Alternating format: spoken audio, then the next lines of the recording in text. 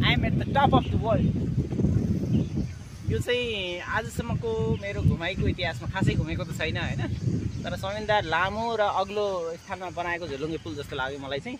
यसले चाहिँ दुईटा ठुला पहाडलाई जोडेको छ, बिचमा चाहिँ यहाँ खेतीयोग्य जमिन पनि छ, खेतीयोग्य भूमि छ, अनि यहाँ बिचमा एउटा सानो नदी पनि, यो सायद खहरे खोला हुनसक्छ। बर्सातको समयमा चाहिँ धेरै मात्रामा बगेर पानी बगेर आउँछ होला यहाँ। अब अहिले चाहिँ थोरै मात्रै पानी बगेको छ। अनि छेउछाउकोमा चाहिँ यो सागपात, तरकारी खेतीहरू, अरू विविध कुराहरू यहाँ गरेको देख्न सक्नुहुन्छ। यस, सो लेट्स मुभ अन। कति दौडिने क्रममा छु। यो मेरो भिडियो बनाइदिने मेरा भान्जालाई धेरै धेरै धन्यवाद। कृपया यो भिडियोलाई धेरै धेरै सेयर गरिदिनु होला। अब खास यो भिडियो हेर्ने भनेका स्टेपिङ स्टोन इङ्ग्लिस स्कुल धनगढीका विद्यार्थीहरू हुन्।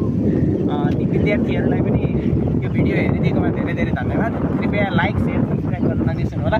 ल अहिलेसम्म जसले पनि यो मेरो च्यानललाई सब्सक्राइब गर्नुभएको छैन उहाँले तुरुन्त तत्कालै शीघ्र सब्सक्राइब गर्नु होला। अनि सबैले आफ्नो विभिन्न सोसियल मिडियाहरूमा चाहिँ यो भिडियोलाई सेयर गरिदिन भन्ने अनुरोध गर्दछु।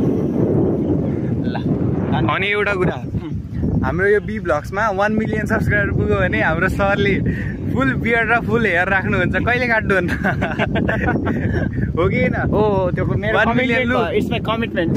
1 मिलियन सिटी पुर्याइदिनु पर्यो लु, भेरी भेरी फास्ट।